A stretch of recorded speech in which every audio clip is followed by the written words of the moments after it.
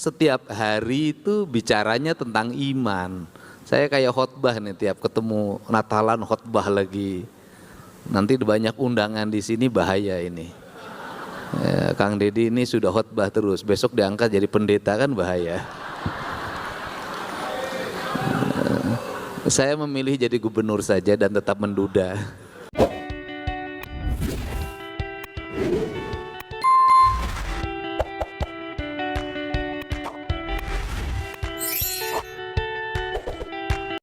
Kang Deddy Mulyadi.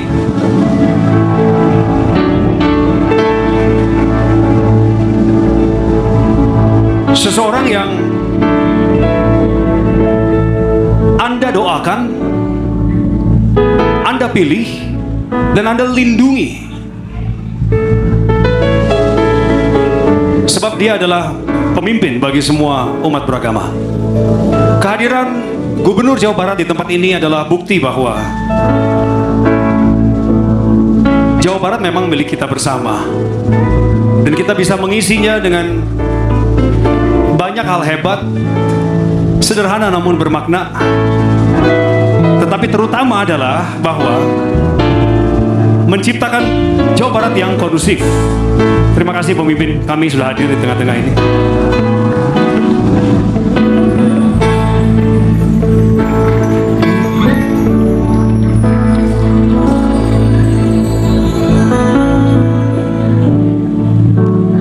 Silakan duduk, jemaat dikasihi Tuhan.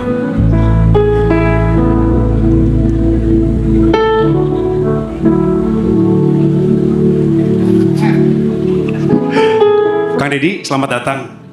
Saya khusus datang dari Jakarta untuk Akang, menyambut Akang juga atas permintaan dari Gereja Bethel Indonesia Jemaat Sumarekon dengan gembala yang ada di sebelah kanan Akang, Bapak Pendeta Dr. Rubin Adi Abraham.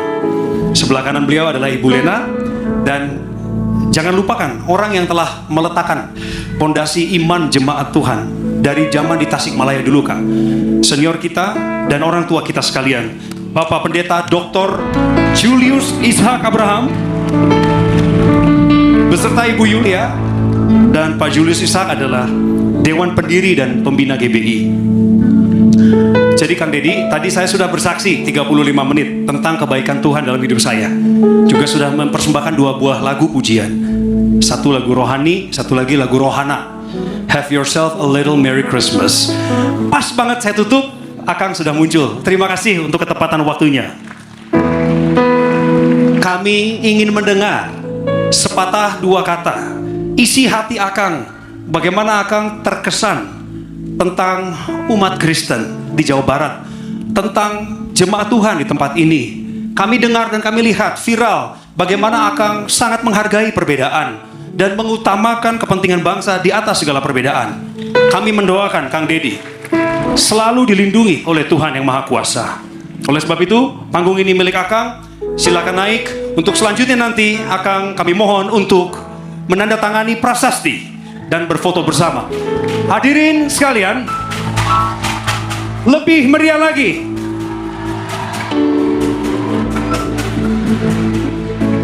Gubernur Jawa Barat, Deddy Mulyadi.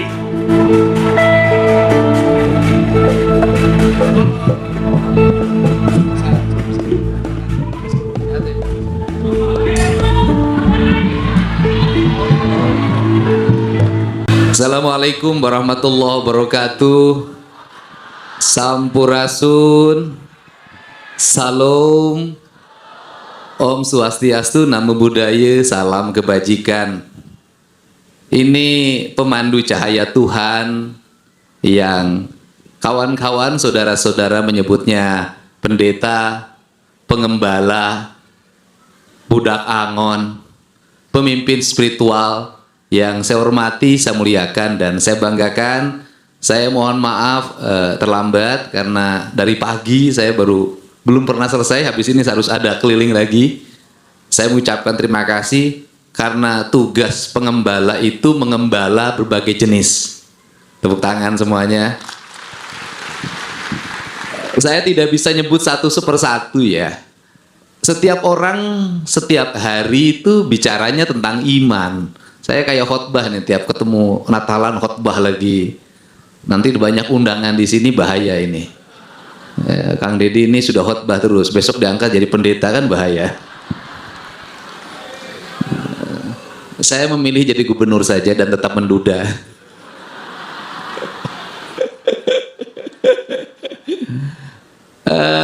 Ini canda aja. Kenapa memilih pemimpin yang menduda? Karena pemimpin itu tugasnya satu, memberi harapan dan membangun kenyataan.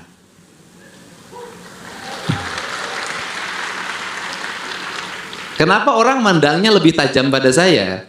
Karena memandang duda itu tak ada penghalang. Dan saya tidak mau rakyat saya melihat saya ada penghalangnya. Karena saya tidak mau warga Jawa Barat melihat saya ada penghalangnya, maka saya tidak akan membuat penghalang bagi rakyat saya.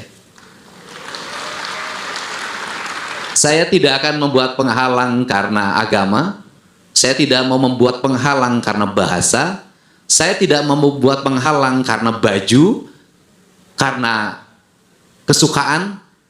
Saya hanya ingin menyatukan, yaitu rasa. Setiap pemimpin spiritual pasti mengajarkan hidupnya rasa. Orang yang punya rasa itu pasti punya rumasa. Gitu loh. Orang yang punya rasa pasti punya rumasa. Orang yang punya rasa pasti punya selera. Tingkatan yang tertingginya adalah rumasa. Tingkatan terendahnya adalah selera. Karena rumasa itu apa? Rumasa itu dalam bahasa Sunda begini. Hirup ukur sasamperan, awak ukur sasampayan, sariring-riring dumadi, sarengkak saparipola, sadaya kersaning Gusti. Karena orang Sunda itu jarang menyebut nama Tuhan. Yang Sunda ya.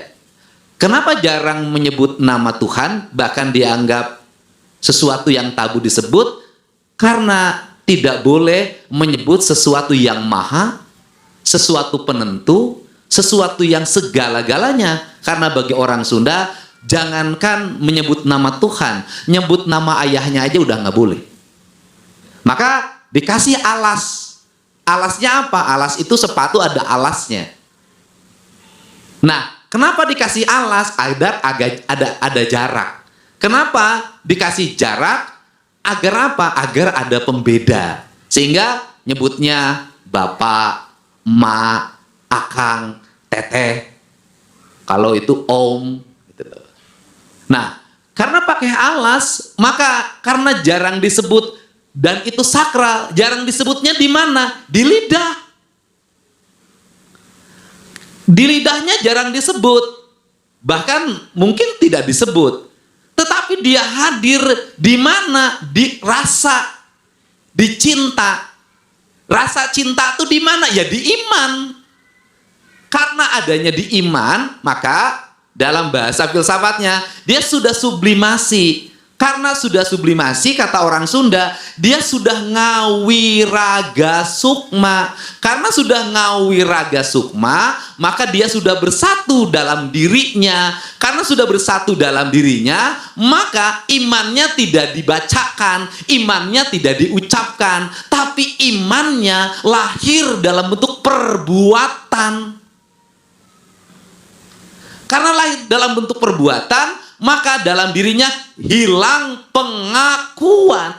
Karena hilang pengakuan, maka tidak ada aku. Yang ada adalah aku. Apa sih yang menjadi problem konflik kita hari ini? Yang menjadi problem konflik kita hari ini adalah imannya terlalu sering diucapkan. Imannya terlalu sering dideklarasikan. Itu kalau dalam politik, terlalu banyak deklarasi, banyak keluar biaya. Sekali lagi, kalau dalam politik terlalu banyak deklarasi, banyak keluar biaya. Kadang-kadang orang yang deklarasi itu pengen apa? Pengen kelihatan sama yang diusungnya, agar besok menang ada catatannya. Kalau sudah menang ada catatannya, berarti ada bagiannya. Tapi bagi seseorang yang memberikan dukungan full penuh, wajahnya pun nggak boleh kelihatan, namanya pun nggak boleh disebut, tapi perannya peran utama. Jadi yang ikhlas itu tidak pernah mendeklarasikan. Siapa yang paling ikhlas dalam hidup kita? Ibu kita. Apakah ibu kita suka mendeklarasikan? Kau adalah orang yang aku besarkan, biayanya sekian, aku melahirkan, mengerangnya lama sekali, bapakmu itu enggak pernah. Enggak pernah. Orang yang ikhlas tidak pernah bercerita. Dan orang yang ikhlas itu, anaknya mau berbalas baik, mau berbalas tidak baik, dia tetap mendoakan dan ingin anaknya tetap dalam kebaikan.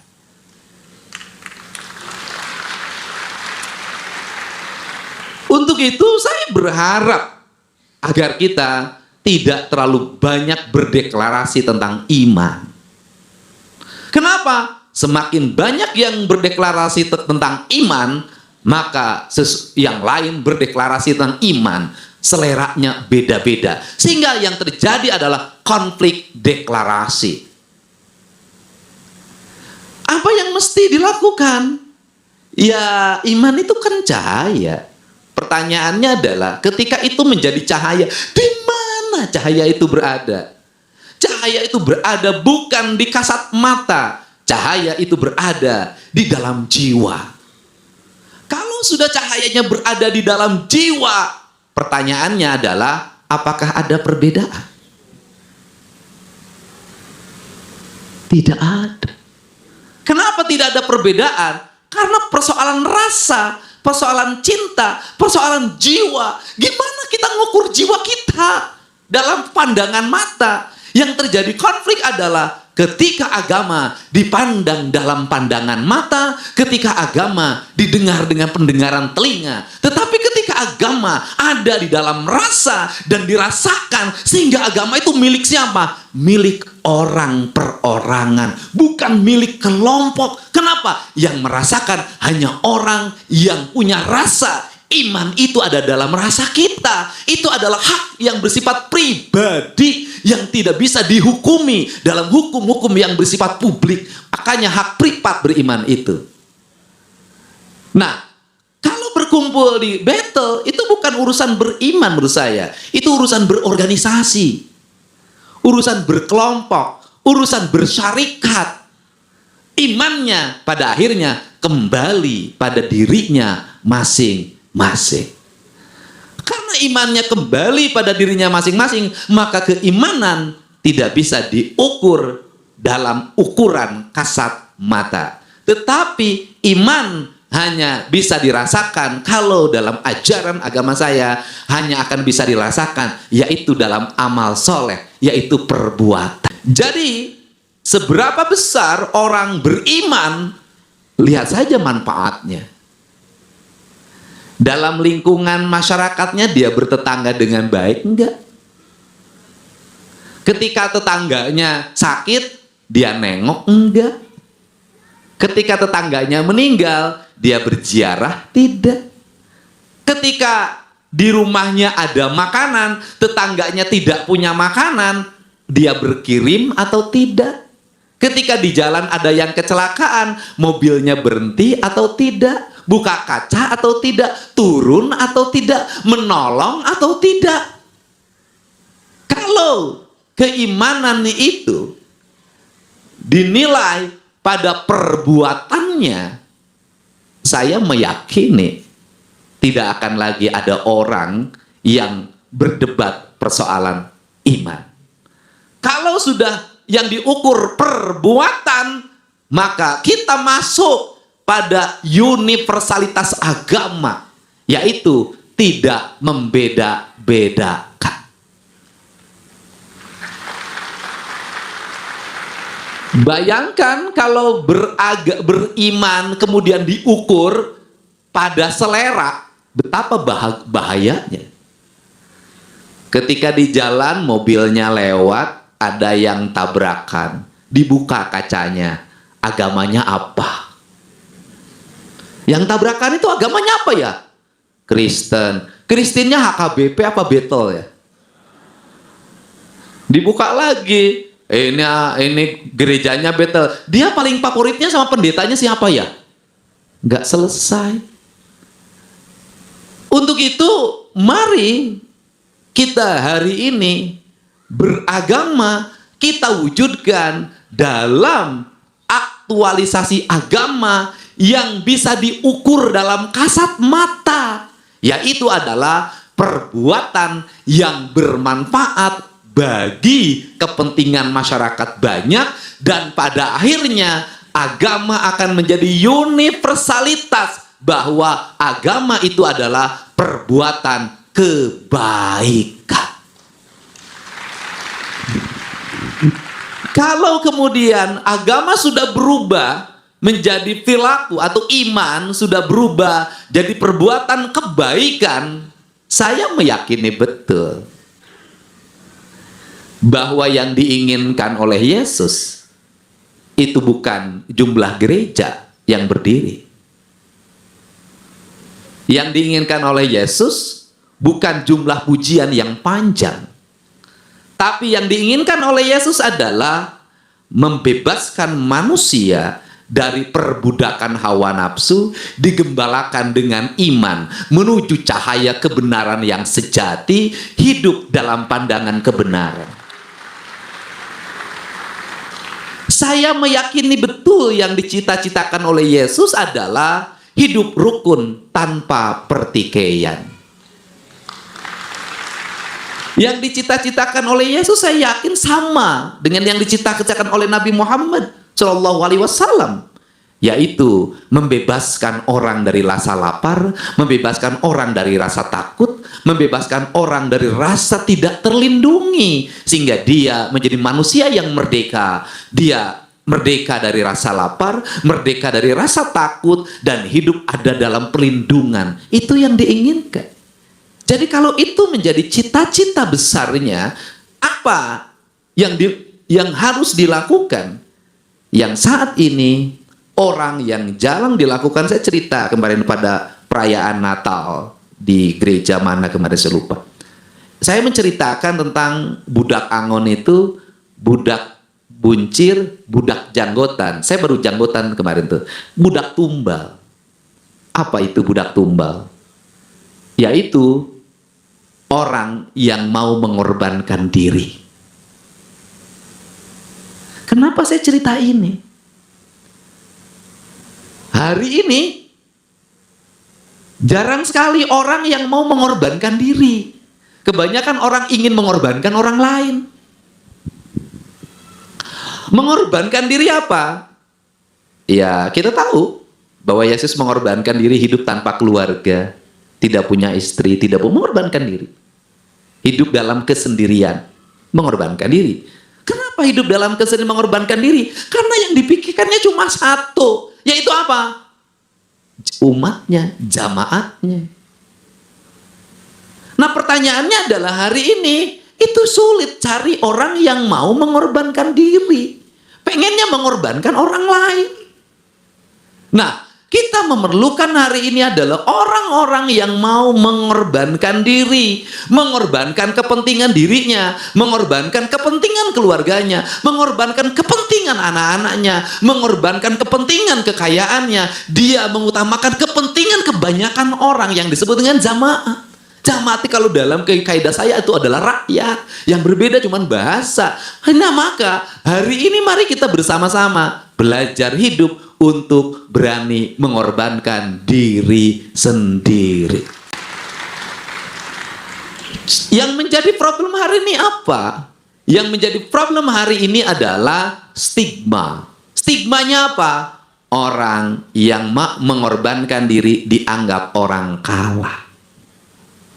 Bukankah Yesus dalam pandangan lawannya dianggap kalah?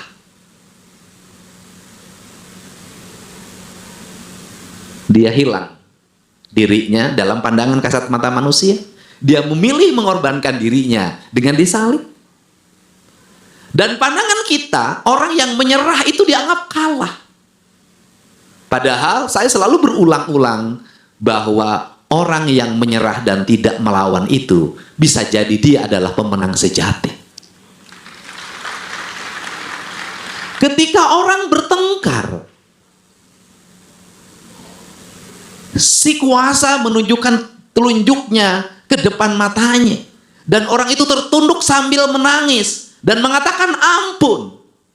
Walaupun dia benar, orang beranggapan sang pemenang adalah yang berdiri dengan pongah dan beranggapan yang tertunduk menangis dan bilang ampun dia adalah pecundang.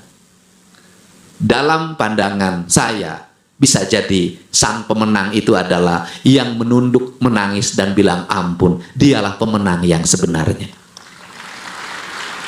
Kenapa? Tuhan seringkali menjawab jeritan tanpa doa. Karena Tuhan mengerti orang yang tertekan hidupnya, dizalimi, dihianati, dicampakan, dihinakan, bisa jadi dia menerima dan hanya menangis pada takdir itu. Tapi Tuhan Maha tahu apa yang harus terjadi pada takdir berikutnya. Seringkali doa itu terkabulkan tanpa diminta. Kenapa? Karena Tuhan sangat mengerti rasa dan perasaan. Seringkali yang sering meminta tidak diberi, karena Tuhan tahu mana yang harus diberi dan mana yang tidak mesti diberi. Dalam hidup kita, itu seringkali ada orang yang setiap ketemu itu minta diberi. Diberinya dengan ukuran. Tapi seringkali ada orang yang bekerja dengan ikhlas tanpa pernah meminta. Maka sang Tuan yang punya rasa akan memberikan segalanya. Maka makna hirup ukur sesamperan awak ukur sasampayan sariring-riring dumadi sarengkaksa paripola sadaya kersaning Gusti adalah sebuah proses di mana manusia melakukan penyerahan diri tanpa pernah meminta. Karena dia melakukan penyerahan diri tanpa pernah meminta, maka bisa jadi Tuhan akan memberikan segalanya. Seringkali kita minta, bisa jadi Tuhan hanya akan memberi pada yang kita minta. Tetapi Tuhan bisa jadi ketika kita tidak memintanya, cukup berpasrahnya, maka dia memberi apa yang dia sukai pada orang yang berpasrah. Maka pada akhirnya kalau iman itu menjadi gerakan yang di dalamnya mengembangkan nilai-nilai kemanusiaan, nilai pembebasan, nilai memerdekakan, yang pada akhirnya iman akan menjadi bangunan indah dalam bentuk hidup rukun, damai, saling mencintai, saling mengasihi. Tak ada lagi orang lapar, tak ada lagi orang sakit, tak ada lagi orang menangis. Semua orang bahagia dalam iman, karena iman menjadi cahaya, menerangi bukan hanya buat dirinya, tetapi buat orang lain. Sehingga orang beriman menjadi orang yang menebarkan kebaikan dalam segala hal.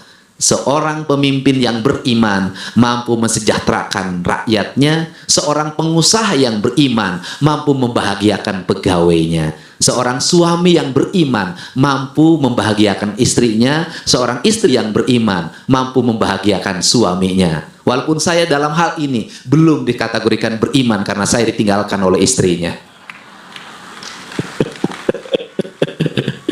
Kenapa saya ditinggalkan oleh istrinya? Karena itu kehendak Tuhan. Kenapa Tuhan berkehendak itu? Agar saya jadi gubernur, tak ada lagi yang melarang kemana saya pergi. Tak ada lagi orang yang marah karena uangnya diberikan pada janda-janda. Ini yang rahasia. Dan sehingga orang yang beriman itu satu puncaknya menerima takdir. Karena menerima takdir, dia menerima apapun dari takdir. Tidak pernah memprotesnya. Kenapa? Karena dalam setiap takdir ada takdir berikutnya. Dalam setiap ketentuan pasti ada hikmah. Maka pelajaran dalam beragama dalam pandangan saya adalah mengambil hikmah. Kenapa jadi orang Sunda itu lebih damai? Karena orang Sunda itu terbiasa dengan apa? Dengan menerima sebuah kenyataan. Jadi hidup yang terbaik adalah menerima kenyataan, menikmati kenyataan. Karena kenyataan itu pahit dan manis adalah sebuah kenyataan. Dan hidup yang terbaik adalah tidak lari dari kenyataan. Itu. Saya ucapkan terima kasih. Semoga perayaan Natal yang akan dilaksanakan tanggal 25 Desember, enaknya Natal itu satu pas tanggal 25 Desember. Semoga menjadi jalan terang menuju iman, dan imannya menjadi kebaikan. Sehingga ketika iman terus dikumandangkan, maka gunung-gunung kembali hijau, bebas dari pembabatan. Ketika iman dikumandangkan, sungai-sungai menjadi jernih, bebas dari pencemaran. Ketika iman dikumandangkan, maka rumah-rumah berjejer dengan rapi tanpa harus berselisih sengketa batas. Ketika iman dikumandangkan, maka guru tersenyum melihat muridnya yang kritis. Ketika iman dikumandangkan, tak ada lagi setan yang masuk ke telinga, ke hidung, ke lidah, bahkan ke hati. Karena semuanya sudah diusir oleh Sang Pembebas yang mengorbankan dirinya demi kepentingan manusia. Terima kasih. Gitu. Saya sampai hari ini kalau menahan iman, saya masih agak lumayan. Sebagai duda yang berat adalah menahan imin saya. Terima kasih. Allahumma afiq ila aqwamit thariq. Assalamualaikum warahmatullahi wabarakatuh. Sampurasun. Waalaikumsalam warahmatullahi wabarakatuh.